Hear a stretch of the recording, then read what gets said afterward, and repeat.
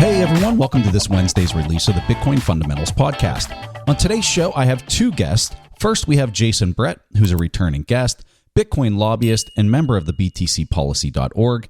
And second, we have Tyler Lindholm, who's part of Senator Lummis' staff. They're here to talk about the Lummis-Gillibrand Digital Asset Bill that they just put before Congress. Senator Lummis is a Republican and Senator Gillibrand is a Democrat. And during this interview, I fire off a bunch of questions about what's currently in the bill, how it's being initially received in Congress, and what it might mean moving forward for potential laws and government action. We cover a lot of important topics throughout the show, and I hope you guys enjoy the chat. I'm here with Jason Brett, Tyler Lindholm, and gentlemen, this is exciting because there's a lot happening in the policy space. Jason, we just talked not too long ago, but it seems with Senator Lummis and Gillibrand's new bill that they're proposing here. I mean, it's thick. I have it printed off here. You guys know I did a little bit of homework before we got into this. This is 69 pages long. And Tyler, welcome to the show. I've listened to quite a few of your interviews through the years, back when you were a state representative, and now you're supporting Senator Lummis. And really appreciate you making time to come on the show today. Excited to have you here. Yeah, absolutely. No, it's a real pleasure. I've been an admirer of yours from a distance, and I've known Jason, admirer of his for quite a few years. I've known Jason for quite a while, and we keep bumping into each other at conventions and what have you. And yeah, it's great to be here. Well, Tyler, when you were in the state Senate, you guys State House. I'm State sorry, House. the state, not the penitentiary. I always got to correct myself. When I say State House, it sounds like I might be in jail. when you were at the state level and you guys were working to pass a lot of this legislation, you guys got this Utility Token Act through. You got this digital asset existing bill through, and these were kind of landmark state bills that went through, got approved, got passed. Talk us through what, like from an architecture standpoint, what you guys had in mind and what it was that you were trying to create there in Wyoming. I think this is a really important part for people to understand what you guys are now doing at a federal level. But give us a little bit of that background. Yeah. So, and that's a super good question. I love this question because for me, it's about the why. And I'm a cattle rancher out of Northeast Wyoming. So there's always a lot of people that see me with my big goofy hat and they're like, what the hell? What are you doing here? And I get it. I mean, that's Bitcoin though. We come full walks of life. So, for me, it was always about the why. And for me, it was always economic development.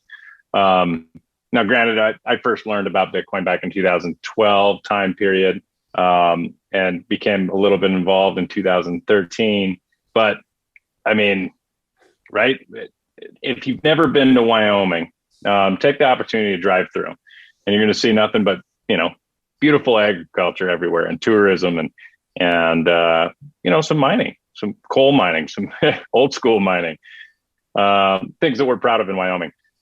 We didn't really have a tech field, and we've got this budding one now, and the big reason why that's important for us in the state of Wyoming and why it was such a goal of mine was because we had this great brain drain happening. We've got all these kids that we spend all of this money on in public education or what have you, that went on to community college or the University of Wyoming, and we were pouring it on. And it equates over, I mean, if a kid goes K through 12 education in the state of Wyoming, and then they go to University of Wyoming and pick up a 4-year degree there, that's a little over $300,000 invested per student.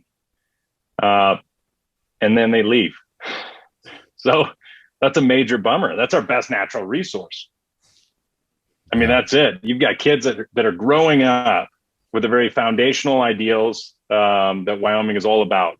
Liberty, freedom, leave people alone, success. Respecting the outdoors, respecting each other, all those types of things. And then we got to say goodbye to them because we can't provide them a job, or there's nothing that can latch onto them or that they find interesting. So for me, that's what it was all about. And I'm a father of 4. So, some of my kids might not want to be cowboys. And so what do I tell them? We got to move to Colorado? No, I've been to Colorado. That's no.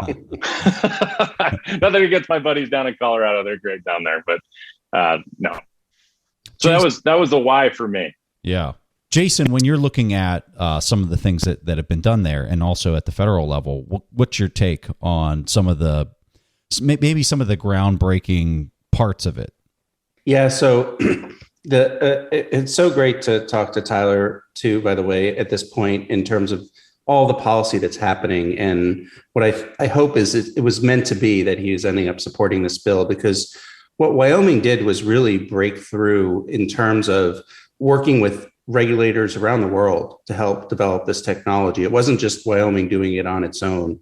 And I think finding a way to perfect the security interests, avoid rehypothecation, taking stands with sort of setting up a speedy, the special purpose depository institution that would not need, an FDIC or insurance as a fallback mechanism, which, speaking as a former FDIC regulator, that was a little hard to take, but I get it, So designing a system where you could have an effective bank specifically for digital assets, it kind of created the railways so a Kraken, a Custodia, and others that come in can succeed at the stake banking level. And it was really ingenious because I grew up from the regulator school at the FDIC, where there are three kind of banks in America. You're either regulated by the OCC at the Federal Reserve, regulated at the OCC at the federal level, or the Federal Reserve or FDIC regulates you as a state chartered bank.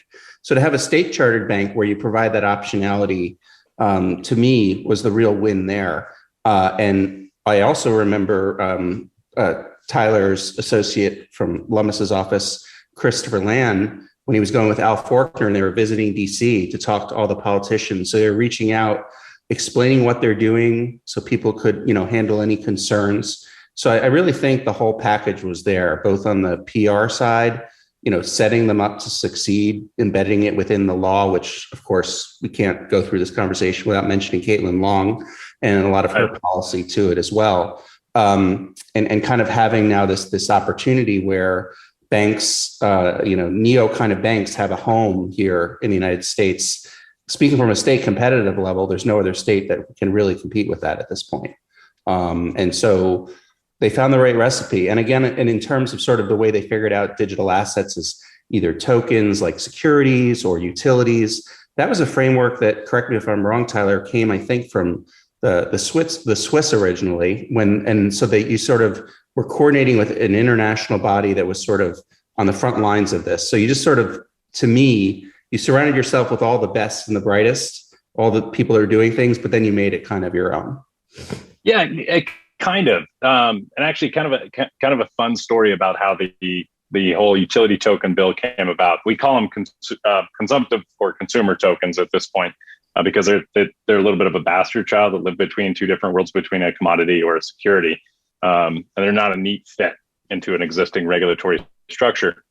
The fun story behind that is the first bill that we had drafted, we'd done it over the phone in coordination between me and Caitlin Long and like Lewis Cohen. I specifically remember this moment because it was funny. And I was on the road for work and I was staying at a hotel and actually in Sheridan, where I am right now. And we were just finishing up, and boy, there we got that first bill done, guys. Great. And everybody said, well, good job. This is October. We got lots of time. And I said, well, hell, we got time. I mean, what's another wild one we could do? And I think it was Caitlin. Caitlin brought up, she goes, well, we could always tackle this utility token thing. And I don't know if it was Lewis or who else it was on the phone. Another attorney said, that's crazy. That's nuts. That's too far. And I said, well, hell, that sounds like what we need to do then. Because if it's crazy, it's going to get people's attention, right?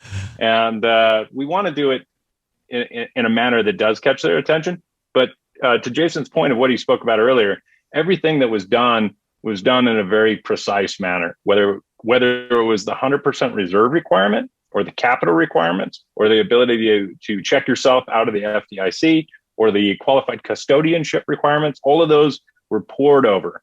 And we brought in a lot of experts, and we really went through it. And I look back at that time now, on those hours and hours and hours spent drilling down on this issue and making kind of weird decisions that a lot of people looked at us funny for at the time, but they're not looking at us funny now, considering some of the recent news.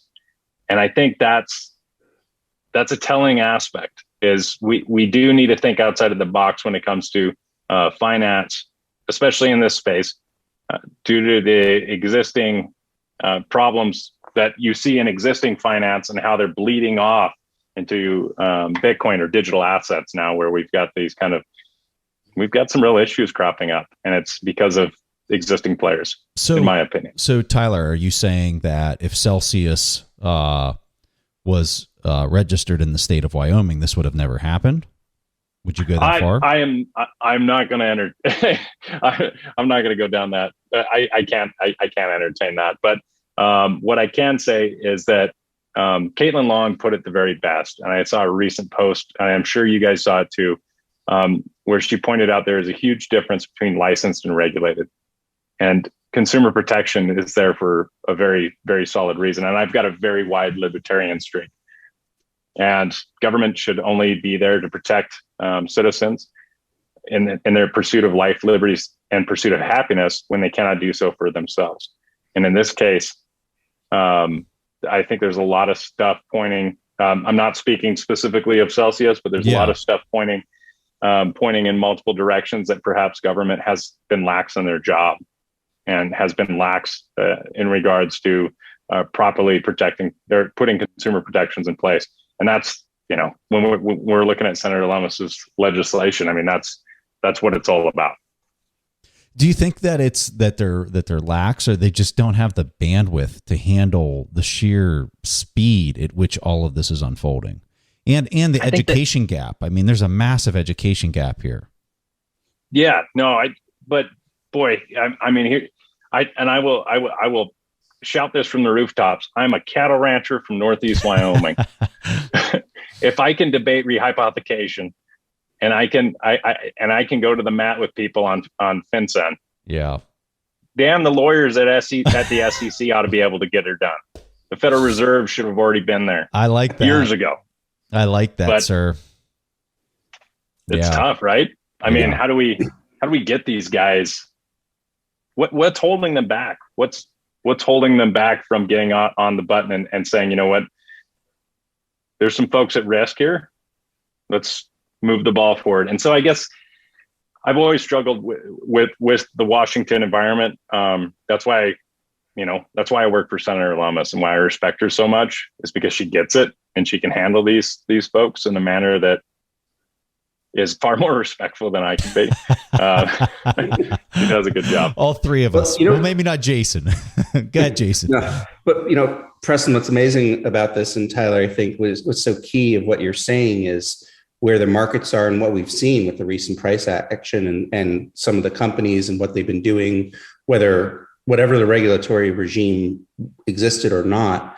Like, to me, what was it? The Libertarian state legislature, you're voted by the Libertarian Party as like the leading libertarian. Mm-hmm. And so here you are as a libertarian saying, hey, a little bit of regulation might be what we need. I think that kind of hits the point of like, we're not saying we need massive government. And I don't think this bill is about it. But if ever there was screaming from the rooftops that now at the time that we do need some sort of bipartisan leadership bill, whether it's perfect or not, is you need that. You need to have that. You need to have that. And I'm an ex-regulator. Regulators get a bad rap sometimes, but like, you can be inventive, you can be creative. But if you're able to have that prudential regulator relationship with the institution, you actually are almost a consultant to that institution, helping them steer away themselves where they might blow themselves up. They always said to me when I went to banks and examined them at the FDIC that they were happy to see me there, but then they were happy to see me leave, because it meant doing business, but then get out of their hair, But I think it's so interesting to me because, with that libertarian mindset, you'd think, well, why would you want any kind of laws around this stuff? Just let the free market decide. Libertarianism is not anarchist. And there's the deal. I think everybody recognizes the fact that theft is wrong. Stealing is wrong. And that's what government should be protecting from, is ensuring that the average U.S. citizen, consumer protection. That's it. Making sure they're not being stolen from. It's a framework, right? And as I went through this bill, the thing that I liked about this is there's a lot of just definitions of what is this, and going through a lot of terminology and technology speak that's out there and trying to frame it in a way that provides a left and right limit for people to understand what it is that they even own, and from the exchange level, how they're being defined and viewed from a governmental body. And then there's a few spots in here that really kind of call out what you were saying earlier that you did in Wyoming, which is if you're a stable coin, you have to have 100% backing. There's no rehypothecation allowed. I was kind of surprised at the total lack of government. Like, you're not calling for new bodies of government to be stood up. There is a little bit there. Not. Yeah, at all. There is a little bit in here about various studies, but not a whole lot. Mm-hmm. Surprising. I didn't think that there was a whole lot relative to a lot of the other things that you see come through. And it was a lot of definitions. It was a lot of defining things and maybe kind of tweaking the way previous definitions are to include a lot of this. I was surprised, Tyler, going through it. There's no call out to any of the validation, where in a previous bill, Jason, help me with the name of the representative that was proposing something earlier. Don Byer, maybe? Yes, Byers. He had a lot of... he got into a lot on the validation of a difference between proof of work, proof of stake. You guys don't have any of that in here. I was kind of surprised by that. Well, I think, so I guess as far as first explaining Senator Lummis's mindset when she put her staff to work on putting this together. I've obviously worked with Senator Lummis's general counsel, Chris Land, who's just a genius at drafting. He really is. He got his start in the state of Wyoming, working at our legislative service office. He's the one that I turn to draft all of my crazy ideas. And so Senator Lummis swooped him up. And so we worked on this among multiple other people. Jason, we called you, we called everybody under the sun that had worked with us in the past. And it was all built on the principle of Senator Lummis's guiding kind of star. And that is this has to be an enabling legislation. It cannot be disabling. So, for instance, you brought up the stablecoin piece. The stablecoin piece specifically calls out for 100% reserve and banking charters and those types of things. It does not mandate that you go through that. It does not mandate that you become a 100% reserve body. It just provides a regulated path that says this is safe, this is cozy. And the reason why Senator Lummis did that is she doesn't want to, first of all, there are good actors in that space, and she doesn't want to she doesn't want to have to force them into a box that they might not want to go to. She wants to provide that opportunity to go down a road that she believes is safe and sound for that type of asset, and see if they join the party. And if they don't join the party, well, then that's fine too, but it isn't enabling only. And this is so important for, in my humble opinion, for regulators to understand from an international lens that if you don't approach it that way, you're just shooting yourself in the foot. Like, you are not going to compete on an international stage. It's just not going to happen. Right. That's absolutely right. Well, and on top of that, I mean, what government is ever going to keep up with technology? I mean, who knows what 5 or 10 years from now looks like? And of course, the legislation will be out of date by that point. But by creating that enabling scope or lane to go through, we have opportunities that we didn't have before. So here at the beginning, this is page 5 on the definitions. There's a term here called person who provides digital asset services. And I read this label, and I immediately thought about myself running a full node and having lightning channels. And I'm thinking, am I one of these people? And so then I read what constitutes it. There's 3 things here, and I'm not one of those 3 things. And I'm just kind of thinking to myself, where do I fit here for anybody who's running a node and has, let's just say they have 1 Bitcoin's worth of channels opened? are they considered a financial service provider? No, absolutely not. And there's a reason why you can't find yourself in that bill. I like that. No, absolutely not. I mean, you're not interacting in regards to being a financial institution unto yourself. There's no reason that you should ever. I mean, you're operating as a node. You're a network participant. Yeah. That's got really nothing for you in that legislation besides the de minimis tax exemption, which is super nice. Unless you wanted to. I do want to talk about this. So I had this listed in my notes as, what did I refer to this as? Something like the HODL clause. Yeah, here it is. This is under the responsible taxation of digital assets section. And I referred to this as the HODLer clause. And I have this in red. Let me flip to it here. Deferral of income recognition for digital asset activities. In the case of the taxpayer who conducts digital asset mining or staking activities, the amount of income relating to such activities shall not be included in the gross income of the taxpayer until the taxable year of the disposition of the assets produced or received in connection with the mining or staking activities. So if I mine a bunch of Bitcoin, I pay my electrical bills by selling some of that, I would realize that as income. But for anything else that I didn't turn into, let's call it US dollars to pay my electrical expenses, I won't pay any tax on that until I would use it in the future. Yeah. That's unbelievable. Yeah, absolutely right. That's the way it ought to be though, right? So I titled this myself here, the HODL clause, because think about that. You are totally incentivizing businesses. Now where I'm interested in knowing, how does this work for, like, if I was a gold miner in the United States, how does that work right now? I would imagine. So right now, so this is an important aspect that does need to be taken into consideration. Mineral excise and how that works is not taken into consideration whatsoever. But as far as the sale of those assets, take away mineral excise whatsoever. As far as the sale of those assets, this just mirrors that. It's the same as any other type of asset. You're not taxed until you dispose of that asset. And so it's really just a makes sense play to, yeah. Yeah, it seems so logical, and it seems like you guys are leaving enough room for the whole space to really kind of breathe and become its own, but also making it important, like the 100% on the stable coins and in the lending and just the rehypothecation in general. And I know this has been Caitlin. I mean, Caitlin has been beating this drum for years on how important this is. And it's almost like nobody even wants to listen. And I don't understand why. Honestly, what do you think it is?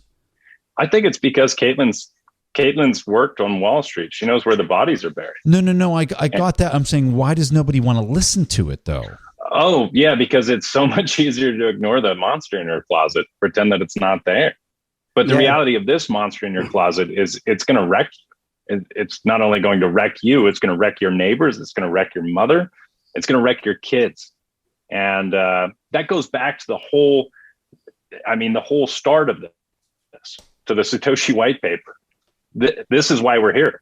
Yeah. And if we don't follow if we don't follow that through and actually keep that in mind while we're participating, we're doing it for the wrong reasons, in my opinion. I was going to say, I think people sometimes don't listen because it's such an impact on their entrenched interests. Like they hear it. It's just, it's funny. Part of the bill toward the end speaks to that, state banks should be able to have access to the Federal Reserve, like use the ACH and use the wires, right? Yeah. And I mean, I don't know what that's about. What's that? Yeah, what did that have to do with it? Now, obviously, we know, Caitlin Long went ahead and sued the Federal Reserve Bank of Kansas City and the Federal Reserve. I didn't know that, did she? Board of Governors. Yeah, I know. It's shocking. Yeah, just why not? The creature from Jekyll Island, take them on. But like, if you think about it, to me, it's when the Federal Reserve couldn't make up their mind for over almost 2 years with deciding whether to give this really important thing of having access simply to a payments mechanism, right? and that they took almost 2 years to do it, it's clearly sort of a Stonewall situation. And so there's these parts of these that, I mean, think about how the opposite that is of the Bitcoin network, right? Like anyone can have access to it. Whereas here we have, this is sort of defines the problem of when we have a body that's over us that makes all these decisions that can affect and pick winners and losers, you know? Right. So did you see the routing number piece in there also, Jason? The routing number came right after, and that was Kraken got its routing number. I saw that, but I mean, yeah, it's, you know, like what do you have to do to get a routing number if you're a bank? These are, we would think like basic rights, but all of this, the bill overall is fascinating. And Preston, I told you I had a surprise for you and Tyler on the show. So I want to take this moment to announce to you. Let's hear it. Let's hear it. Really cool thing for me that I'm super pumped about. So I'm proud to announce on the show for the first time that I am now the policy director of Bitcoin at the Bitcoin Policy Institute. That's BPI. It's going to be, it's, you know, David Zell and Grant McCarthy are there, but they have a website, btcpolicy.org. Michael Saylor was one of the initial donors that's got this project off. The people, there's like 12 different fellows. I haven't met everybody yet. Like I just started, but you know, the four main things we're going to be focused on is going to be, you know, national security and geoeconomics, how open monetary networks affect the U.S. interests at home, financial inclusion and human rights, you know, how these technologies impact that level, future of money, you know, just sort of questioning how do various forms of digital money interact and compare, kind of like with this bill, looking at all different things, stablecoins, and then mining and energy. You know, how does proof of work mining impact the environment, power grids, energy independence, and renewables? And what I love about this opportunity and the people I'm working with is not just that they're also a lot younger than me, but they're so excited and they're building themselves into that traditional think tank. So there's lots of like, you know, critical thinking that they all go through that I think could lead them to be like maybe the next Brookings institution, but you know, really questioning all sides of it, looking at the proof of stake question and all of that, and looking to have, we want to have debates, you know, in DC to take on some of the naysayers about Bitcoin too. So I just feel like Bitcoin really hasn't had its own think tank until now. And so when I was offered the opportunity, I took it, and I'm overwhelmed by it. But yeah, it's an exciting moment for me to be, good, you know, for you, director of policy. Jason. So, that's awesome. That's awesome. Good for you, man. Thanks. And that's awesome. Of course, now that I say that, nothing that I'm going to comment on as Tyler continues about the bill is on behalf of the Bitcoin Policy Institute. Hell, it isn't. It is now. Hey, so guys, walk us through the timeline of events here, because for a lot of people that aren't familiar with the activities on the Hill, they might see something like this hit and say, oh, so when are they voting on that? Like next week? But there's a big giant process that's going to pop out of this. Right. So talk to us about that timeline. Yeah, so the timeline's tough because Senator Lummis is, of course, a Republican. She's from the great state of Wyoming, the first woman elected by the state of Wyoming as a U.S. senator. And we're in the minority. The Republicans are in the minority. So we do not set the schedule. But that's also, that is not why, I do want to talk about this because I think it's such an important piece. It's definitely not why Senator Lummis sought a bipartisan co-sponsor, co-leader right off the bat out of Senator Gillibrand. She sought that because she was terrified that digital assets unto themselves would become hyper partisan. And that would be the absolute worst thing that could happen in this space is it became a partisan only issue. Mm-hmm. And it would just, it's not a partisan issue. It's not a political issue. It's, you know, I mean, we're all true believers here. So it's one of those things that she really, really hunkered down on that fact and found a champ in Senator Gillibrand. But as we go forward, I mean, the bill's out there now. There's certain folks on the Hill that would love to do a markup tomorrow. And there's certain folks on the Hill that would like to never see a markup on that bill. So there's going to be a little bit of push and pull that happens. I mean, we're still hopeful that we can get it in committee for a markup before the end of the year and maybe even see some action as far as individual components of the legislation. But chances are, if I was a betting man, I'd say Senator Lummis is refiling in January. Okay. But there's always a chance. She's got some great friends on the Hill. So let's just play devil's advocate and say that that's what happens. Walk us through what that path would lead to, assuming that would play out. Sure. Well, so this is kind of an interesting aspect, is because the legislation does have so many different components to it that land in different committees. So the commodities portion would go to the agricultural committee. Senator Gillibrand sits on that, which is handy. The securities portion would go to the banking committee. Fortunately, Senator Lummis sits on that. The taxation piece would go to the finance committee. And that finance committee, she's got a great friend in Chairman Wyden. But either way, so that portion would necessarily, I mean, not mandatorily, but should go there. And then the commerce portion of the legislation would be essentially everything else. The cybersecurity portion, those types of things would have to get picked up over there. So a lot of different moving pieces as it moves forward. If it makes it through, whatever committee it's assigned to, whether it's all four of those or what have you, at that point, it would go to the floor. And there's lots of different opportunities as far as motions that could be made from the floor. So there's some fun that can be had before the end of the year. So Jason, on behalf of btcpolicy.org, I want to hear your... That's right. I love it. I was thinking about the fact that all the ways the bill might get to be reviewed. And I agree really with the assessment. We're going to have to wait till January. And while we never want anything to be like one partisan way or the other, I do think we're going to see a Republican Senate have a majority after this election, and probably in the House too. And that's going to help it a little bit along, as far as, maybe that's not perfect, but I don't know that you're necessarily going to have the champions you need of who's running the show right now versus in 6 months. That being said, you'd like to think that Celsius, Terra Luna, like how much pain do we all need to go through for someone to say, hey, why don't we get some kind of bill out there that's going to at least lay a framework? Maybe it's not perfect. And I mean, really, God bless you, Tyler, because I mean, you picked up writing this bill right after the infrastructure package, when suddenly it wasn't just me and maybe 6 other lobbyists that cared about this space, but everybody. Well, to be fair, we were actually writing the bill before the infrastructure package. Fair enough. Senator Lummis was ready to ride herd on this thing from day one. And the infrastructure package was a double-edged sword. Obviously, we don't like the text that eventually went into law. And there's a piece in this Senator Lummis's bill that fixes that from one of her colleagues over on the House side. But ultimately, it got a lot of people looking at that policy matters.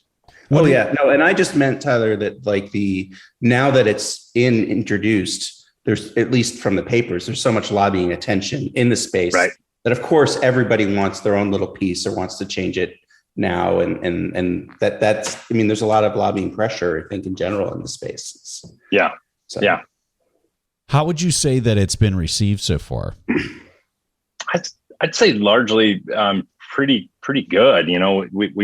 We honestly, we didn't know as much as we talked to everybody and their dog. I mean, honestly, Senator Lummis, she made sure we were scouring. And we've talked to a lot of folks, and there might be some folks that are watching this right now and they're like, well, you didn't call me. Well, phones work both ways.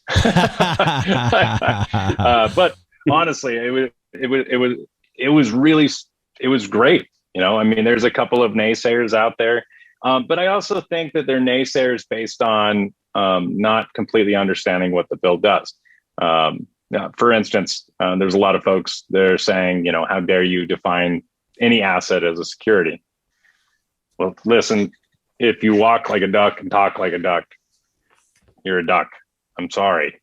There it is. But also on that point, that's not the end of the world. It's actually a good thing, because the reality of the situation is you'll now have the ability to move your project forward and actually get a response from the SEC and actually be able to file your Reg A or your Reg B or whatever. I mean, you can't do that right now. You can move your project forward. There's no more gray space. And so, So I guess that went down a different road, and I apologize for that. No, not at all. I think that it fits with what Saylor is recommending. He thinks that some type of regulatory clarity is going to help everything move forward. Yes. But Jason, did you have something you wanted to add on that last one?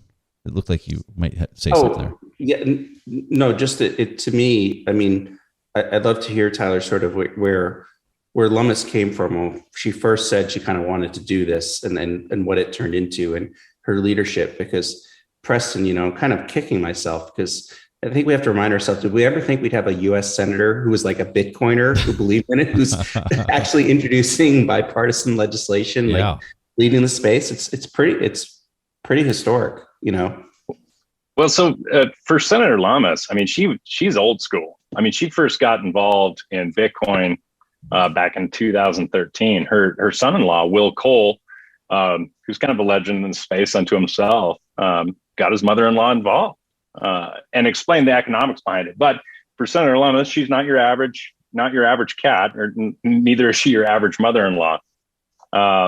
So she had a prior history of being the state treasurer for the state of Wyoming for 8. She did that for 8 years. And before that, she was in the state legislature, both the state house and the state senate. And so in 2013, she was in the U.S. House. And so she's got all this vast experience of dealing with budgets. And she was on the appropriations committee when she was in the U.S. House and did all these things. But the most important experience, the way she tells it, is when she was a state treasurer, and she was always looking for that good store of value for Wyoming's investments. And so when she was introduced to Bitcoin, that really was the hook.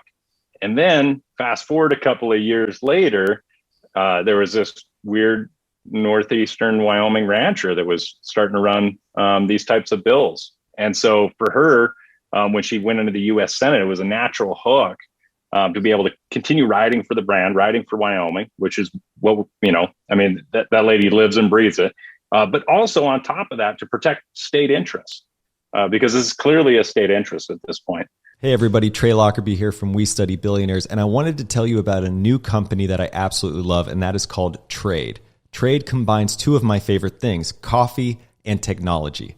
So what you do is you go to drinktrade.com, there's a super simple survey that you take, and then it tells you which coffee they're going to send you that you are literally guaranteed to love. Meaning, if you don't love it, they'll send you a new bag of coffee for free. And from there, you can keep experimenting so you're not falling into the same rut of drinking the same coffee over and over and over again. There are so many different types of roasters, levels of roast, beans from different parts of the world. There's plenty to nerd out on here. So why not be adventurous and try some new stuff? After I took the quiz, they sent me a bag from Sight Glass Coffee in Northern California, and it's literally my favorite coffee of all time. Normally, I've been drinking a coffee where I have to sweeten it with honey and almond milk, but this coffee, I could actually drink it black. It was so delicious just on its own. And right now, Trade is offering subscribers a total of $30 off your first order plus free shipping when you go to drinktrade.com/TIP or click the link in the description below. That's more than 40 cups of coffee for free. Get started by taking the quiz at drinktrade.com/TIP and let Trade find the perfect coffee for you. That's drinktrade.com/TIP for $30 off. Hey, what has been the scuttlebutt on the Hill with respect to the Luna implosion? Well, I think, the biggest thing that folks are talking about and watching on this whole scenario is the consumer protection angle. Are there funds being moved in a manner that is essentially theft? I don't know. I'm not saying that they are. But that's where everybody's watching right now. And it's kind of a terrifying aspect. I mean, as we explore these different technologies, just like the .com era, there's going to be winners and there's going to be losers. There's going to be stuff that works and there's going to be stuff that fails. And in this situation, while it is fascinating to watch, it's also really pushing the envelope on why this needs to be moved forward quickly, why the Responsible Financial Innovation Act needs some wheels on it, because it would handle situations like this. So kind of in this general topic area, page 27 in the bill under the responsible consumer protection section, It's talking about trading, and it says, in general, a registered digital asset exchange may make available for trading any digital asset that is not readily accessible to manipulation subject to its subsections. And when I read this, I immediately thought of NFTs. And you've seen, I think, just in the past month, where there's been a couple of people that have been rolled up with respect to how they were listing NFT pictures on their exchange. And when you're dealing with something that has such low volume and so much marketing in order to kind of spin the price in a direction, I mean, you could list this on one of these big pages on the front page and totally front run some of this stuff. So when I'm thinking about this in this terminology with digital asset, which I suspect an NFT fits in that category, is not readily accessible to manipulation. Right. How are they going to get around something like that as an exchange? I'm looking at these big exchanges and I'm saying, how are they going to continue to be able to list NFTs based on how that's phrased in this bill? I think it's got a lot to do with decentralization, whether that's NFTs or any old digital asset. It's got a lot to do with the fact that can this asset be manipulated? Could somebody nosedive it onto themselves? Can somebody flip a quarter of it or even an eighth of it onto themselves and either crash or pump the market? And that's really where you're going to see some, it's gonna take some fleshing out to be certain, but I would suspect that people should look at decentralization of assets long before they invest unto themselves as an individual and or if they are an exchange. I think a lot of the bigger ones do necessitate that. Some of those bigger guys are definitely more, they're a little bit safer. They have, and I'm not saying the bigger ones are always better, but they also do a pretty good job of digging down on these new assets as they come about and figuring out where they are and how they've been issued. Jason, any of your thoughts on that one? Well, I think that I agree with the notion that we could have avoided this if an agency like the CFTC actually had the leadership and the authority within it by this bill to actually start regulating. Not readily susceptible to manipulation is the whole point, I think, of why we want regulation of the spot markets. It's been pointed out even by one of the previous commissioners of the CFTC. The CFTC is not walking the beat right now. They're not like the cop on the beat. Their main focus is on the derivatives, and they're more like the house inspector, that comes by once every few months. And if they are doing some sort of,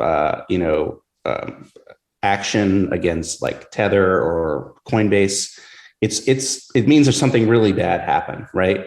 So what this is going to enable is, and there'll have to be that reconciliation, right? It won't be perfect necessarily, but what you have to understand is by actually having somebody there on a day-to-day basis, the way you sort of have the bank regulators, reviewing what's happening, that's where I do really agree. And I think this will help stop these types of issues. And if it's readily susceptible to manipulation, changing transaction history and everything, that's sort of what we live in now, right? Mm-hmm. So you're going to need to have, the products are going to need to adapt for those that choose this CFTC regulatory environment.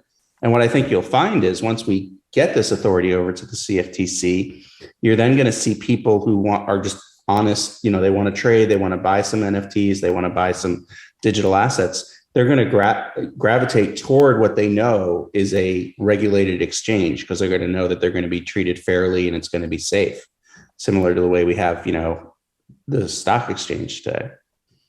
I think a huge language and definition in this bill comes in the responsibility payment innovation section that we were talking about earlier. On page 44, there's a section 4810 called Issuance of Payment Stablecoins. And here's what it says. A depository institution may It goes to the language, the phraseology you were using earlier there, Tyler. A depository institution may issue, redeem, and conduct all incidental activities relating to payment stablecoins. So this is basically saying JP Morgan, Fidelity, you name it. These entities can now create their own stablecoins without any type of fear or retribution from the federal government. And they can use these to clear and conduct transactions. And it also goes into the next section B, where they say those big boys would have to change their model a little bit, though. If they were to go down this route and decide to issue a stable coin, they would have to change their existing model on how they handle assets comparatively. From a risk standpoint, because it clears immediately. Is that where you're going? Well, no, I mean, not only as a risk standpoint, but also, they would be held under the same scrutiny as anybody else issuing a stable coin in that regulated path, which would be they would have to be 100% reserved. Yes. And that's what you get into in the second part B here, required payment stablecoin assets. And then it says 100% of the face amount of the liabilities of the institution on payment stablecoins issued by the institution. So,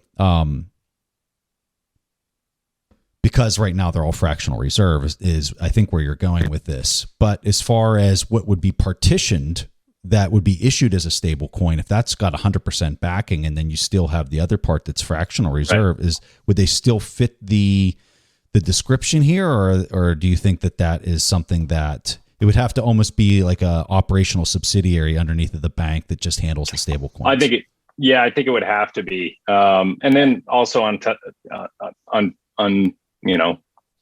undoing that a little bit as far as their risk management and moving forward, it would require some of these bigger dogs to really have to hunker down with their books and figure out if it is even feasible for them. I think probably enough push they could get there. So they just buy USDC and they buy Tether. Is that really the play?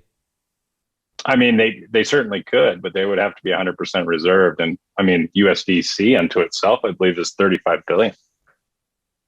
Wow. This is getting fascinating. This whole space, I mean, the speed at which this is moving, but this terminology here is so important for them to know and to realize kind of where they stand and where they can operate from a legal framework. Right. Well, there's also a really good piece in there that speaks to MTLs, money transmitter licenses. And basically Senator Lummis saying, hey, that's cool too. Because what these MTL operators have done, Circle, for example, they've gone state by state and become regulated in each and every state. Now, 49 out of 50 states have an MTL. Montana does not. The District of Columbia does. So they've essentially got 50 out of 51 licenses in place where they've got to put down capital, where they've got to bond themselves, where they've it's report back. And so that's a definite different route to go. I wouldn't say that it's easier, but it's a different route. And that's something that Senator Lummis recognizes in the bill also. I had trouble finding a lot of the discussions around decentralized exchanges. What's the general take with decentralized general exchanges? General take on DeFi is there's really, I mean, that's peer-to-peer. So there's not a lot essentially known at this point as far as what that would even look like. Does it need to be? I think there's cases where you can make that point. And so there's actually a study piece in there. And I hate to point out studies because studies are non-actionable items, but at least we can learn some more. So there's a study piece in there as far as really, I mean, we obviously make the case for self-custody and how it's none of the government's business in the legislation, but we also point out in that DeFi study piece about the importance of and why that might be a route to look at as far as supporting in the future that self-custody piece under DeFi. How do you see taxes evolving 10 years from now? In your humble opinion, are we just going further downstream to the transactional level instead of being able to peer into the rails where the larger balancing is taking place? And if you spend a lot of money, then you're going to be paying a lot of taxes on whatever luxury goods or whatever. And that's kind of where we have to push the taxation pieces down to the transaction. But I guess as far as a federalist standpoint, I would certainly appreciate more, not more taxes, but more of a focus on the sales aspect, because that only goes to states, and I'm here for that. Starve the beast, starve the Fed. No, that's horrible. But I mean, the reality of the situation is, when it comes down to capital gains and income in the United States and how we look at those different things, I mean, boy, did we ever get this deal wrong. I mean, even look at the accounting screw up that Senator Lummis is fixing in this bill also. So that accounting piece in there, the IRS on the capital gains piece and how it's getting, it's depreciative. Yeah, they're essentially saying Bitcoin's a pickup truck. Yeah, that you're always going to lose money on it, even though we've got a solid 10 years, over 10 years of history proving otherwise. And so that was a little bit of a screw up, and I don't think the IRS is going to be too squeaky about fixing that. But on the taxation piece, evolving down the line over the next 10 years, I actually think that cap per transaction, I think you're going to grow. I think you're going to see that grow. I hope we don't see an annual cap put in. Senator Lummis was pretty excited about not having an annual cap put in place. That way, if you wanted to transact solely in digital assets, why should you pay capital gains? That's silly. If you're utilizing it as a currency. Yeah. Hey, the last question I got for you relates to competition between states. So whenever I think of which states are kind of leading the charge in this entire space, obviously Wyoming, Texas, Florida. How do you think about this, Tyler? I think it's this is one of the few times in my life I felt like the nerdy kid in class that some jock is looking over his shoulder during a test. I feel like Texas is looking over Wyoming's shoulder, and no, that's actually competition's fantastic. I think competition, in fact, the entire digital asset space, Bitcoiners, everybody should be fist pumping over the fact that states are competing for their business, because that's essentially what they're doing, right? And when states come out with bad policy, vote with your feet. Take your business to states that support you. God help us, guys. If you want to see, I mean, so this would be the plea for industry. If you want to see continued action and supporting your industry and seeing your industry grow, you've got to pick up your bags, man. Yeah. You got to go. You got to get out of there. When bad policy comes about, exit stage left and go to a jurisdiction that supports you, whether that's Texas or an even better place, Wyoming. Those guys will welcome you with open arms. And on top of that, our power is pretty cheap. So that's good too. Jason, you got any closing thoughts or things that you want to highlight? Yeah, I would just say, it's interesting. We go back to the idea of sort of what the Federal Reserve could have access to accounts in the banking and sort of like the juxtaposition of all the options in. You could opt into the stablecoin, you can opt into the CFTC. But the one thing that we're seeing is sort of a challenge now where the federal regulators are starting to throw things out, like SEC put out an accounting bulletin 121. It's a question of whether banks might start to adopt this concept that just because custody is really complicated, you start to custody $1 billion of Bitcoin, that means you have to have $1 billion of a liability, on your balance sheet. And what's good about this bill is it starts to talk about creating the standards for digital asset custody. And that's really what's needed. And I think at the end of the day, the net positive of a bill like this is we have something to work with, right? And I think that everyone agrees that, things may change along the way, but if we at least have a place to say, yes, let's for once really promote the economy of, the Bitcoin miners, don't make them just sell it right away. They can sell it when they want to. The $200 is something I think for a long time has been said. Any kind of just very, small de minimis amount, just to allow people to start using, Bitcoin in a way where it's just not always a taxable event. We have to make some reasonable choices here. And I think the bill starts that discussion. And a big bill like this doesn't necessarily have to pass this session to be successful. This is the start of what I hope becomes eventually the law of the land. Fantastic. Tyler, Jason, guys, thank you so much for making time and coming on the show today. I'm going to throw it over to each of you guys to kind of give a handoff to maybe your Twitter feed or anything else you guys want to highlight on the way out. So Tyler, go ahead. Yeah. So I've obviously worked for Senator Lummis. So everybody go check out lummis.senate.gov. You pronounce it Lummis, not Loomis. Lummis like hummus. So check that out. And obviously check out Senator Lummis's Twitter. You can follow my Twitter also, although I will note on my Twitter that retweets and et cetera are my own, not Senator Lummis's. So please don't take anything I say as coming from Senator Lummis, especially when I'm shit talking Jason on Twitter. I wouldn't do that. But, no, that's it for me. Thanks. Thank you. Jason? Well, yeah. So, at Regulatory Jason on Twitter is where you can follow me and thoughts I have. And, I told you the last show, Preston, I was working on a place or a website where I could put, a list of all the different bills and their impact on Bitcoin and regulations. So now we have that where I actually now work at BTCpolicy.org. But I'm, again, really excited about the Bitcoin Policy Institute, BPI, and I'll be their director of policy. And you can follow me on their website as well. So again, that's btcpolicy.org, and looking forward to just continuing to engage a lot of thought leaders in the space and discuss this fascinating world. Guys, thank you so much. That was a blast talking some of this stuff. So thank you for your time. Yeah, thanks for doing it, Preston. Really appreciate you.